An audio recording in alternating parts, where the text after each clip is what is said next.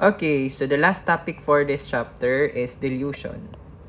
Okay, so, diba, in laboratory, we are tasked usually to prepare solutions.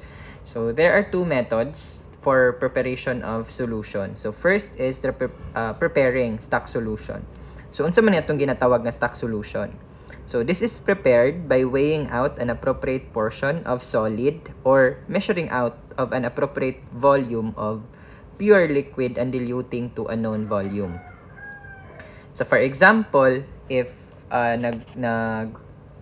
naghimutag solution nga NaCl solution, dayon we weigh 5 grams of NaCl, dayon ato siyang gidilute to 100 ml water, dissolve rather. So pasabot nakahimo ta og stock solution or 5 ml of ethanol to 100 ml nga water. Pasabot, stock solution ang ato ang nabuhat. So, ginaon sa paghimo sa lab. So, usually, we will compute first kung pila atong need nga solute nga i-dissolve. Dayon, after computing, for example, compute niya ang grams, 4.0 grams. Dayon, nag-weigh dayon siya, weighing using an analytical balance. So, using analytical balance, nag-weigh siya og 4.0 gram of NaOH. Dayon, afterwards, ihang gibutang sa beaker.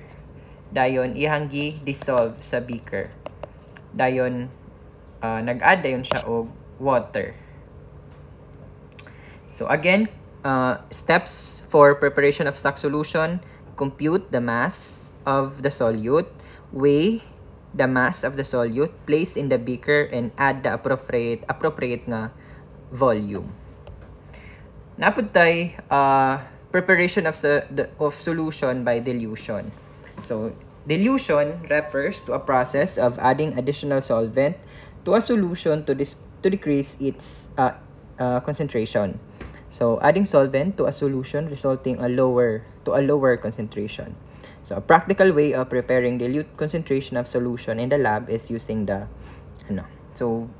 in solving dilutions, so we use the formula C1V1 C2V2. C1 initial concentration, C1 initial concentration, V1 initial volume, C2 final concentration, V2 final volume. So kanus man siya mahimo or magamit. So usually, for example, ang ato ang need sa atong experiment kay 2 molar of H2SO4. Dayon, ang available lang sa lab kay 5 molar. So, atong buhaton, mag-dilute rata para naatay 2 molar. So, this is one of the application of dilution. Okay, so let us have an example. So, how many milliliters of 5.5 molar NaOH needed to prepare 300 ml of 1.2 molar NaOH? So, first we will identify, again, C1 V1 is equal C2 V2. Mao na ito ang formula for dilution. C1 here is this one. So, remember, ang mga initial concentration, mga dagko na sila o concentrations. And then, V1, mao atong isolve. Dayon C2 or the final concentration, this is the C2, dayon the final volume is this one. So pila daw atong need nga 5.5 molar NaOH para maka-prepare ta og 1.2 molar sa 300 ml nga solution. Okay, using your formula, C1 V1 is equal C2 V2. Substitute, C1 is 5.5 molar. B1, mao atong isolve. Dayon C2, 1.2 molar. Dayon 300 ml solution. So V1 is equals 1.2 molar times 300 ml divide 5.5 molar. So calculate using your calculator.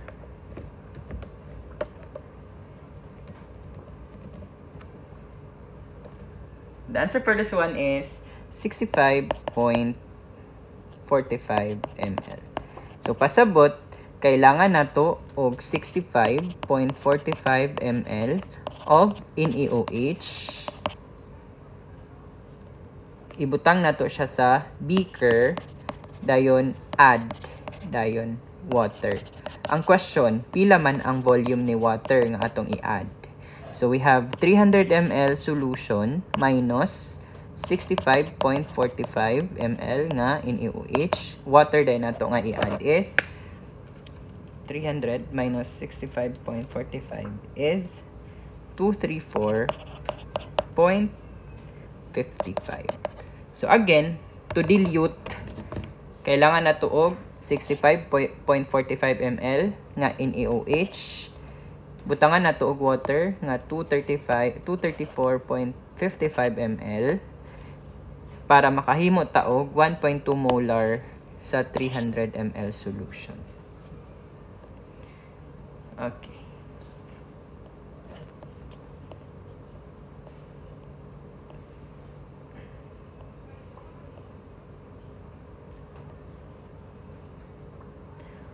Okay. So, dilution again is defined as the ratio of the volume of stock to the total volume of solution. So, we can calculate dilution factor for dilution. Kapila man day nato siya gidilute. So, natay ginatawag ng katong 1/5 dilution or 1/10 dilution. Unsa may pasabot ana niya.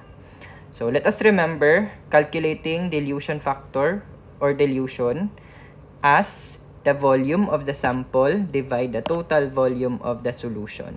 So the total volume of the solution can be calculated as the volume of the sample plus the volume of the diluent. Okay, let us have example. A technician performed a laboratory analysis of patient serum for serum glucose determination. The patient's serum glucose was too high to read in the instrument. So, mo nang usually, ginadilute nato sila kay ang atong instrument kay dili na niya kaya katong mga tagas kay nga concentration. So, the technician diluted the patient's serum to 1/2 and rerun the diluted specimen, obtaining a result of 105 gram per deciliter. So, what is the final result of the analysis? Okay, so first, we will determine the dilution factor. So, unsaon nato pag-determine sa dilution factor? Use the formula. We have the dilution is equals volume of sample divide the volume of sample plus volume of diluent. Okay, the volume of sample is, the dilution here is 1/2. Nara. I-dilute daw nato to 1/2. Dayon, ang ato adang concentration kay 105. So, we have 105 gram per deciliter. Pila daw ang percent? Ang result of the analysis. So, let's just cross multiply. So we have, diba, C1 D1 is equal C2 P2. Nani man na siya? Or C1, ay, sorry. Delete. So, diba, we have V1 over V2 is equal C2 over V1. So, volume 1, volume 2, C1, C2. Pila daw ang concentration? Cross-multiply. We have C1 is equals 2 times 105 gram per deciliter is equals 210 gram per deciliter. So, mao ni ang final result. Or, pwede pod, or, ang iyaha daw nakuha kay 105. The dilution factor for this one is 2. So, kung 2 ang iyang dilution factor kay 1:2 man, 1:2. So, kaduhaon niya, duha iyang dilution factor, 2 iyang dilution factor. So, 105 gram per DL, multiply directly by the dilution factor 2. So, we also get 210 gram per deciliter. Okay. Next example, compute for a dilution factor if 5 ml of serum is diluted with 15 ml of saline solution. So again, to solve the dilution, we will use the formula. Dilution is equals the volume of the sample divide the volume of the final solution. So the volume of the sample is 5. Dayon, the volume of the solution is equals 20. So 5 plus 15, 20. So ang atong dilution dayon kay 1:4. 1:4 pasabot ang solute kay kaupaton nako siya og add. Ang volume sa akong solute kay kaupaton nako ang iyang volume sa solvent. Okay. So pila man iyang dilution factor? So 4. Pasabot ang 5 kay kaupaton nako siya para makakuha ko atong volume sa solution. How about the second one? Prepare a 150 ml of 1/5 dilution of serum in saline solution. So unsay before that, unsay pasabot sa 1:4? Pasabot if ever na ako sorry. So unsay pasabot sa 1:4? If na ako'y 5 ml nga sample, ang volume ani kay kaupaton nako, mao din to ang ako ang final volume. So kung kaupaton nako ang 5, 20 ml. So 4 ang ako ang dilution factor. Okay, next. Number 2, prepare a 150 ml of 1/5 dilution of serum in saline solution. So we have here dilution is equals volume of sample divide the volume of the solution. So diri given ta og dilution 1/5 is equals pila daw ang volume of sample nga need. Wala tagi hitagaan. Mao ato ang isolve.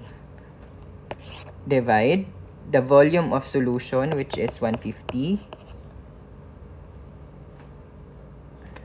is equals 30. So just cross multiply. So kailangan nato og 30 ml nga sample para makabuhat ta og 150 ml. Pila dayon ang ato ang diluent? So the diluent usually water ani siya. So the diluent 150 minus 30 then 120. So we have here 120 nga diluent. So para makahimo ta og 150 ml nga solution, need na to magkuha og 30 ml sample nga gibutangan nato og 120 nga diluent. Total volume 150 ml. What if question is what is the dilution factor for this one? So to calculate the dilution factor for this one, so dilution is equals this is 1/5. So pasabot ang ato ang dilution factor DF is 5. 5 atong dilution factor.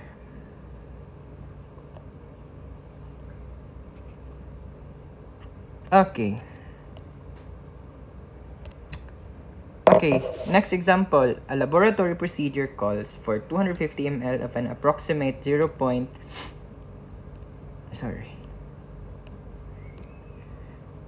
So describe how you would prepare the solution using a stock solution of concentrated ammonia, 14.8 molar. So ano ra ni siya? C1V1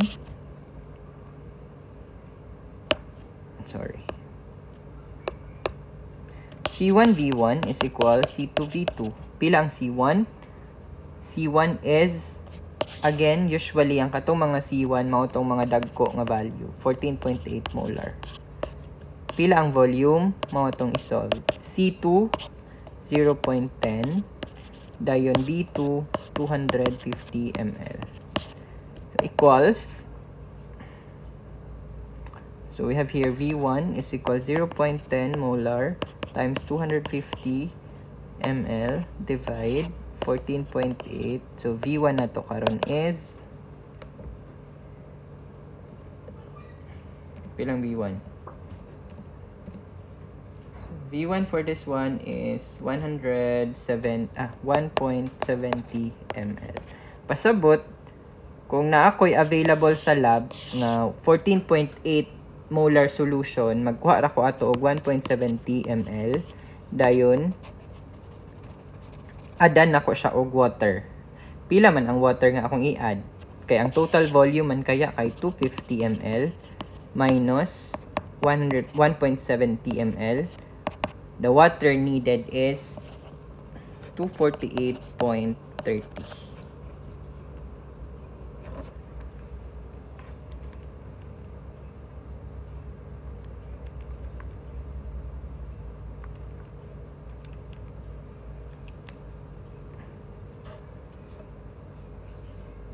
Okay. So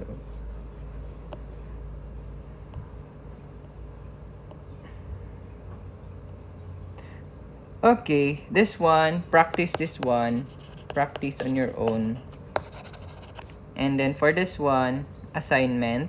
So this will be by pair assignment in one whole. And then submit this one sa ato ang schedule.